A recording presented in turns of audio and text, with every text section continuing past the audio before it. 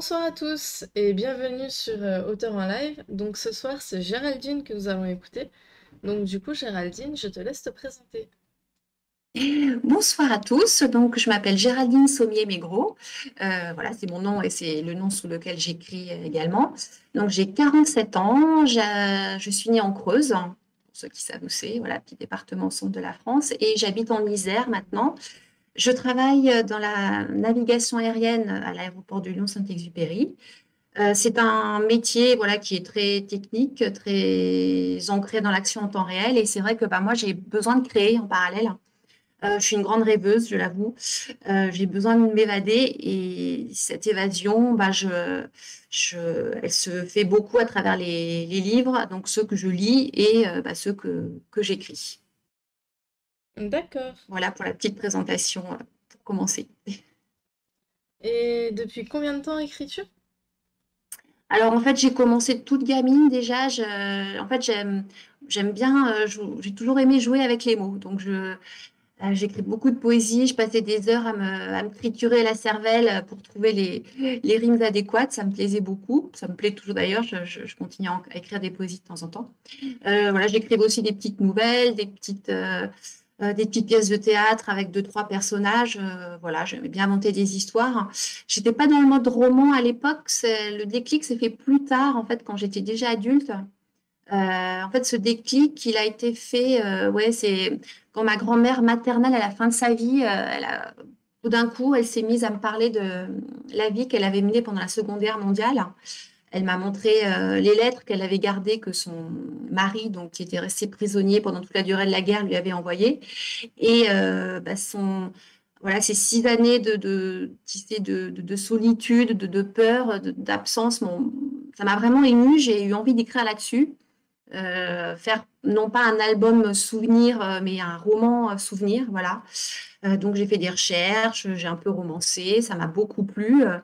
Et bah, après, j'ai eu envie de continuer, cette fois-ci avec mon propre imaginaire et puis mes propres expériences d'adulte. D'accord. Et alors du coup je vais te demander ce qui t'a donné envie d'écrire, mais du coup tu y as déjà plus ou moins répondu.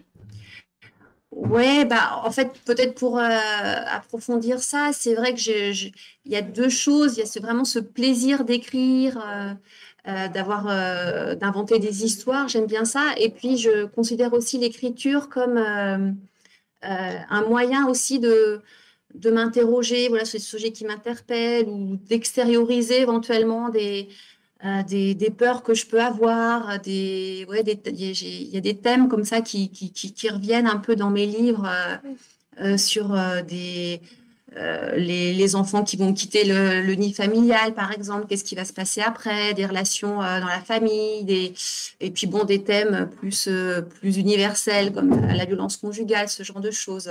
Voilà, ça peut être pour moi une forme de... Ouais, j'ai des choses que j'ai besoin de dire et je le fais beaucoup par l'écriture. C'est pas une forme de thérapie, j'irai pas jusque-là, mais c'est plus qu'un... Voilà, c'est à la fois l'écriture plaisir et l'écriture besoin quand, voilà, quand j'ai un trop-plein, que j'ai besoin de dire des choses qui me hérissent ou que j'ai besoin de comprendre ou juste des choses que j'ai observées autour de moi et que j'ai envie d'en parler à travers mes histoires. D'accord. Et du coup tu es chez Nombre 7 éditions, c'est bien ça? Voilà, oui, j'ai choisi d'être en maison d'édition. Bah, en fait, donc le premier livre donc, que j'ai écrit sur ma témoignage de vie de ma grand-mère, donc, alors lui, je l'avais gardé, je n'avais pas cherché du tout à le faire publier parce que c'était plus quelque chose de familial, donc je l'avais juste envoyé sur un site bookedition.com, voilà, histoire d'avoir un format livre avec une belle couverture. Voilà, je le destinais pas à la vente. Mais c'est vrai que pour les livres d'après, encouragée aussi par voilà, les lecteurs de mon entourage, je me suis dit, bah, pourquoi pas tenter de trouver d'autres lecteurs. Euh, et je dis, j'ai rien à perdre à essayer de trouver donc, des maisons d'édition. Et pour moi, c'était important de passer par un éditeur parce que j'avais besoin en fait ouais, qu'un professionnel, enfin, qu'un éditeur me dise, bah voilà, j'ai lu votre livre, j'ai aimé votre histoire, j'aime votre style, je veux le publier. Voilà, j'avais besoin de cette reconnaissance-là euh, pour me donner une forme de, ouais, de légitimité en tant qu'auteur, finalement. D'accord. Euh, Et du coup, pourquoi avoir choisi cette maison d'édition particulièrement? Alors pour en fait j'ai le livre que j'avais écrit avant, c'était une autre maison d'édition. Là j'ai changé, c'était pas une volonté de ma part, c'est que bah, quand j'ai envoyé mon manuscrit, je l'ai envoyé à plusieurs maisons d'édition. Hein, on sait bien comment ça se passe. On Ah fait un oui. contrat avec un livre, pas avec pas avec la maison d'édition, c'est juste pour un livre. Donc quand je l'ai relancé, donc le nouveau manuscrit. Ben, en fait, Nombre 7 ont été les plus rapides à répondre. C'était une période, voilà, on était en plein, c'était au début de l'année, là, 2021, on était encore en plein Covid. J'avais besoin que mon projet avance. Je me suis dit, je vais pas encore attendre des semaines des réponses, je fonce là-dessus. En plus, j'aimais bien leur principe, en fait, c'est une maison d'édition qui imprime à la commande. C'est-à-dire qu'il n'y a pas de premier tirage, deuxième tirage, etc. Avec donc un risque après bah, que les livres qui ne sont pas vendus partent au pilon.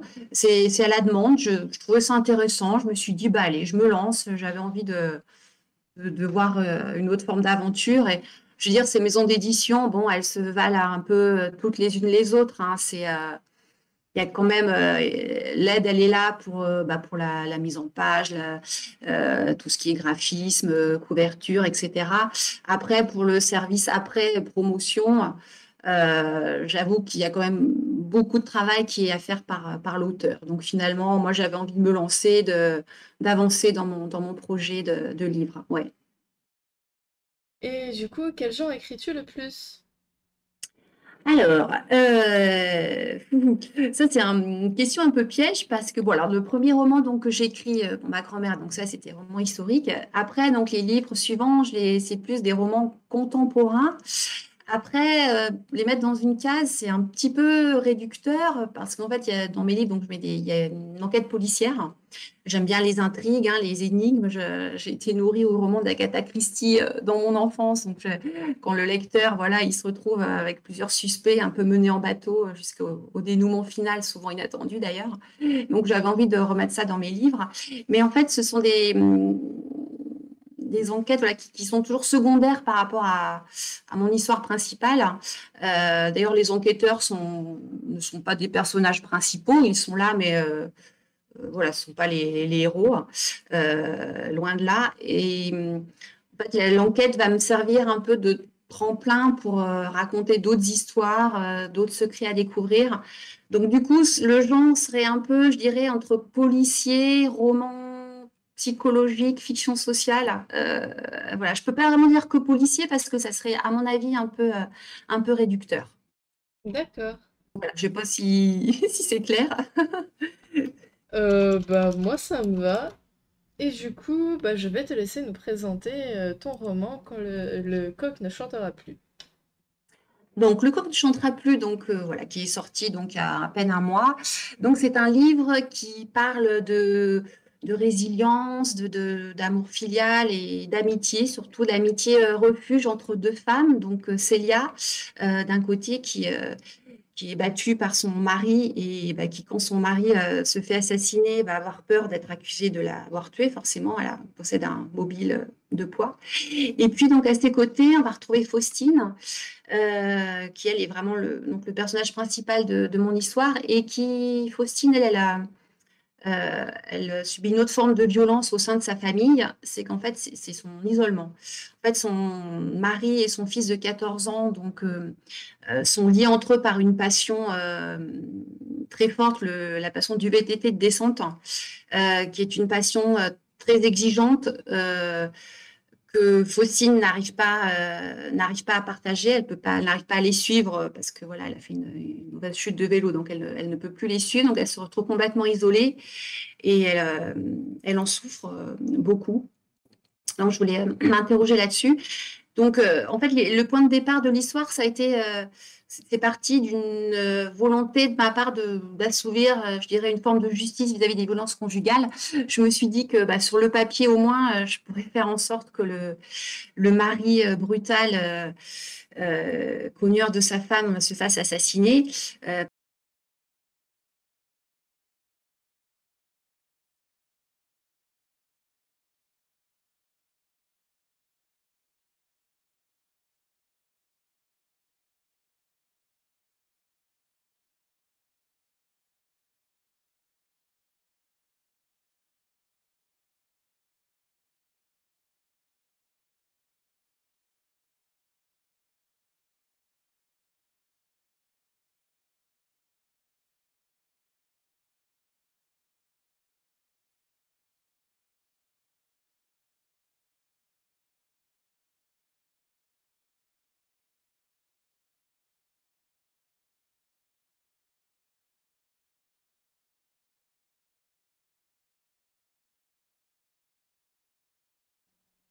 De réflexion avec des petites notes, des choses comme ça. Donc, je travaille sur un livre dont le personnage principal serait une bibliothécaire qui, à la suite d'un accident, perdrait la vue. Et donc se retrouver plongée ben, dans un monde pour elle hostile, hein, puisque tout son monde d'avant était basé sur le visuel. C'est quelque chose ouais, sur lequel j'ai envie de travailler et qui même j'ai besoin de travailler parce que c'est une peur que j'ai. Alors voilà, j'ai 47 ans, j'ai la vue qui commence un petit peu à baisser, hein. Je porte souvent je porte des lunettes pour lire, par exemple. Et c'est vraiment enfin, oui, si je devais perdre la vue, c'est vraiment une des choses qui me fait le plus peur. Donc, je pense qu'à travers mon héroïne, je vais remettre en chose des questions, essayer de me poser la question, bah tiens, comment faire pour rebondir quand tout son monde, son métier, ses activités, tout ce qu'on est basé sur le visuel? Comment faire pour essayer de trouver un nouvel intérêt à la vie et rebondir peut-être sur d'autres choses, se pencher plus sur d'autres sens, sur des personnes, des choses comme ça. Donc voilà, j'en suis qu'au début, mais ça va être un livre un petit peu thérapie, celui-là, ouais, plus que les précédents. Et du coup, est-ce que tu as un conseil à donner aux personnes qui souhaitent se lancer? Alors, conseil que je pourrais donner déjà pour les gens qui veulent écrire, eh ben, là, je dirais simplement, bah, allez-y. L'écriture, c'est un tel plaisir. Et comme je le disais tout à l'heure, ça va même au-delà. Ça peut vraiment être une forme de thérapie pour extérioriser des drames qu'on a vécus, des peurs qu'on peut avoir. Donc, je dirais vraiment, allez-y voilà, sans se dire, oh mince, non, mais je ne saurais peut-être pas, il faut que je prenne des cours ou pas. Je suis pas sûre que des cours soient. Enfin, pourquoi pas, mais surtout, si on a envie d'écrire, voilà, faut juste y aller. L'écriture, au départ, c'est pour soi, pour voilà, se faire plaisir ou voilà, des choses qu'on a envie de dire. Après, pour le passage, je dirais l'étape numéro 2, passage dans la publication, que ce soit en maison d'édition ou en auto-publication, le conseil là, que je dirais, ça serait bah, pareil, d'y aller, de rêver, mais pas trop haut. Euh, Parce qu'en fait, moi, j'avoue, je me suis un peu, enfin, je suis un peu pas tombée de haut, mais je me suis rendu compte qu'il y avait un nombre de livres qui sortent chaque mois, même chaque semaine, mais j'ai vu vertigineux. Donc, en fait, en tant qu'auteur pas connu, on est un peu pris dans la masse. Donc, c'est vrai que c'est difficile hein, d'arriver à sortir un peu la tête de tout ça.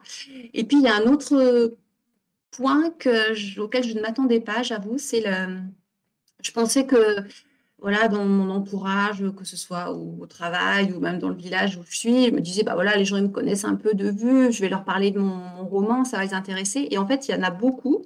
La réponse, c'était, ah bah non, je lis pas. Et bon, bah là, ça clôt toute discussion. Il n'y a même pas à essayer de défendre son livre. Je me suis rendu compte, voilà, qu'on était quand même. Enfin, je ne m'attendais pas à ce. J'étais un petit peu dans mon monde parce que moi, j'adore lire.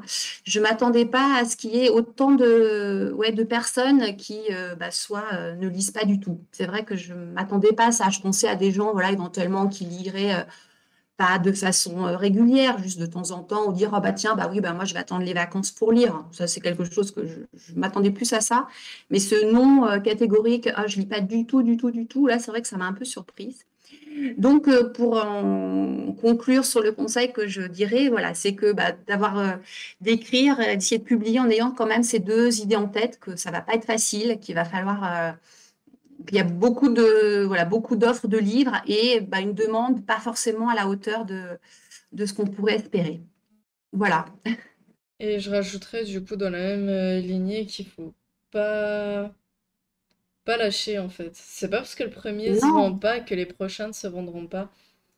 tout à fait. Et puis c'est même, je dirais, ça peut même être le premier qui va pas forcément se vendre. Et puis bah, le deuxième, on va être un petit peu plus connu, donc il va certainement se vendre un peu mieux. Et puis ça ne peut être que crescendo, je pense. Donc, mais Oui, oui, c'est difficile. Hein, je veux dire, on peut pas se dire, oh bah tiens, tout de suite, je vais être le nouveau Musso. Ou voilà, non, il y a, c'est surtout ce nombre vertigineux de livres ouais, qui sortent. En plus, bah, cette année, c'est vrai que je pense qu'il y a eu encore plus de gens oui. qui ont écrit. À cause de la crise. Donc, ce qui est très bien, hein, je veux dire, pour l'écriture, c'est un enrichissement énorme. Mais je veux dire, les lecteurs, bah, même des grands lecteurs, ils vont pas pouvoir lire. Je sais pas qui c'est qui me disait, une personne qui me disait plus de 70 000 livres qui sortent par an. Enfin, c'est C'est énorme. énorme. Donc, du coup, voilà, même un lecteur qui va lire un livre, voilà, bon, un livre tous les jours, ça me paraît beaucoup, mais peut-être deux, trois livres par semaine. Je veux dire, dans l'année, voilà, il va pas pouvoir lire plus de 100 livres, donc on est loin des 70 000. Donc voilà, je pense qu'il faut garder ça en tête, mais après, ça n'empêche pas de rêver, de se lancer, et puis voilà, on ne rêve pas trop haut, comme ça on évite On ne peut avoir que des bonnes surprises. Oui, ça évite les mauvaises chutes. Tout à fait, hein, ouais. Même s'il y a il y a des déceptions, c'est sûr. Ouais, ouais, ouais. Et du coup, nous allons passer aux questions surprises. Ouh, alors ça, c'est bon. C'est ça, c'est chouette, j'aime bien les questions surprises. C'est une bonne idée. Et, et du coup, la première, quel était le premier concert où tu es allé? Ouh là là, alors là, ça remonte à loin, hein. Mais je me rappelle quand même, hein, parce que c'est dans un palais des sports, et c'était un concert de Francis Cabrel.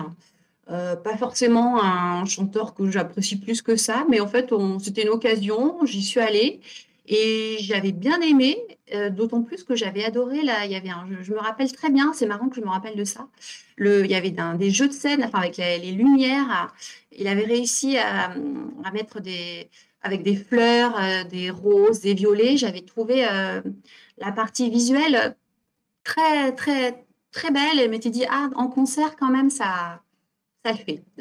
Pourtant, bon, c'est pas le genre de concert. Je rêverais d'aller à un concert d'Indochine, j'avoue. C'est quelque chose que j'aimerais bien réussir à faire. Ça aura une autre allure, je pense. Il y en avait un il y a pas longtemps en plus. Ça a été le Ouais, premier concert test j'ai vu de la ça, je Cordel sais pas Arena. où. Ouais, ouais, c'était le test, voilà, avec 5 000 personnes. Ouais, ouais. Donc, je sais pas, je crois que c'était en région parisienne, il me Oui, semble. c'est à la Cordel Arena de Paris. Ouais, voilà. Bon, bah, j'espère qu'ils viendront voilà, en Isère ou vers Lyon. Et s'ils viennent, ouais, je ferai tout pour y aller. Seconde question, du coup, quel est ton talent caché? Alors là, je vais écouter ce que me disent mes enfants. Mon talent caché, apparemment la mousse au chocolat. J'ai une recette que je tiens de ma grand-mère maternelle, d'ailleurs, là, dont je parlais au début, c'est vrai qu'elle est très très bonne parce qu'il n'y a pas juste les œufs et le chocolat, il y a aussi du beurre, du sucre en grande quantité. Et voilà, elle est championne du monde, apparemment, cette mousse au chocolat. Faudra que tu nous invites à manger alors. Bah, avec plaisir. Et du coup, troisième question, une chose dont tu ne peux pas vivre sans. Oh, bah là, je dirais le livre. Autant je peux m'en passer quelques jours si je suis bien occupée, mais sinon, ah non, me passer de cette évasion par les livres, je pourrais pas. Euh, Quatrième question, quel super pouvoir aimerais-tu avoir? Alors, travaillant en navigation aérienne avec les avions, c'est vrai que super pouvoir, ça serait de voler, mais Bon, c'est pas forcément celui qui me ferait que je rêverais le plus d'avoir. Moi, celui que j'aimerais avoir, ça serait le pouvoir de remonter dans le temps, ou du moins de le ralentir un petit peu, de faire un stop. Euh, ouais, donc avoir cette voilà, je crois que c'est dans les Avengers qu'il y a une pierre qui s'appelle la pierre du temps. Voilà, j'aimerais bien l'avoir cette pierre et pouvoir me dire bah tiens, allez, je fais un petit retour en arrière pour revivre des moments sympas de mon passé avec mes enfants notamment. Je veux dire, là, ils grandissent, hein. Ils ont 12, 14 ans, donc j'ai plus avec eux l'émotion que j'ai pu avoir quand ils étaient petits. Donc rien que pour ça, rien que pour les revivre quelques moments quand ils étaient tout bébés, j'aimerais bien avoir ce pouvoir-là. Ouais, le pouvoir de modifier le temps, de jouer avec le temps. Un peu comme les Tardis, du coup, dans Doctor Who. Alors je ne connais pas ce Doctor Who, désolée. Moi, tu vois, je suis restée aux Avengers avec la pierre du temps, mais oui, oui, bah, j'imagine Ben, qu'il y a eu. alors du coup, le Doctor Who, donc ça raconte en fait l'histoire du Docteur, un seigneur du temps qui est plus ou moins un extraterrestre et qui Ouais, voyage à bord d'un TARDIS. C'est un genre de véhicule qui peut voyager autant dans l'espace que dans le temps. Et, d'accord. et du coup, bah, il utilise ça pour partir à l'aventure. Et du coup, le TARDIS l'envoie là où on a besoin de lui. Donc Ah ouais. partout où il Eh va, il y a toujours ben, un problème. à résoudre, d'accord. Alors après, c'est vrai que avec ce problème de retourner dans le temps se pose, qui a été d'ailleurs beaucoup dit dans les films ou les livres, qu'il faut pas rencontrer, enfin, qu'il faut faire attention de ne pas modifier la suite. Mais du coup, il y a plein d'idées qui peuvent sortir de ça. Ouais, ça serait fascinant, ça. Et dernière question, si tu pouvais ressusciter un artiste, qui ce serait? Un artiste. Alors, Et quand j'avoue je dis que, artiste, c'est artiste en général. ouais, en général, d'accord. Alors, ce qui me vient comme ça en tête, c'est j'ai un de mes regrets, c'est j'ai une famille qui est quand même assez qui avec ma mère par exemple, elle peint très bien. J'ai un oncle aussi qui est très bon en peinture. Moi, je suis très nulle en dessin. Je veux dire, je fais un bonhomme, c'est une tête, voilà, des traits pour le corps et les bras. Donc, c'est un regret que j'ai. Et du coup. C'est vrai que si je pouvais réciter un artiste, ça serait un peintre que j'aime beaucoup. C'est Vuillard. C'est un peintre je ne sais pas si tu connais, donc dans le mouvement Nabi, qui est un peintre qui peignait des intérieurs, mais alors avec des papiers peints. Enfin, tu as l'impression d'être vraiment dans cet intérieur avec plein ouais, des tapisseries avec plein de fleurs. J'adore ce qu'il peint. Et du coup, j'aimerais bien le ressusciter et le voir peindre et puis qu'il me montre comment il fait. D'accord. Donc, Ouais. bah, nous allons arrêter là pour la vidéo YouTube. Donc, à bientôt YouTube. À Euh, bientôt. Prochaine interview du coup mercredi. Donc ce mercredi, donc quand vous regardez, enfin si vous regardez la vidéo le jour de sa sortie, ce soir à 21 h. Donc auteur de Valérie, enfin interview de l'auteur Valérie. Et voilà. Si cette vidéo vous a plu, n'hésitez pas à aimer, à vous abonner si le contenu vous plaît, à commenter. N'hésitez pas à laisser en commentaire. N'hésitez pas à laisser en commentaire, par exemple, s'il y a des auteurs que vous aimeriez qu'on interviewe, on pourrait essayer de les contacter. Et évidemment, des petits auteurs. Et, euh, et voilà, abonnez-vous, aimez la vidéo, tout ça, tout ça. À bientôt! À bientôt.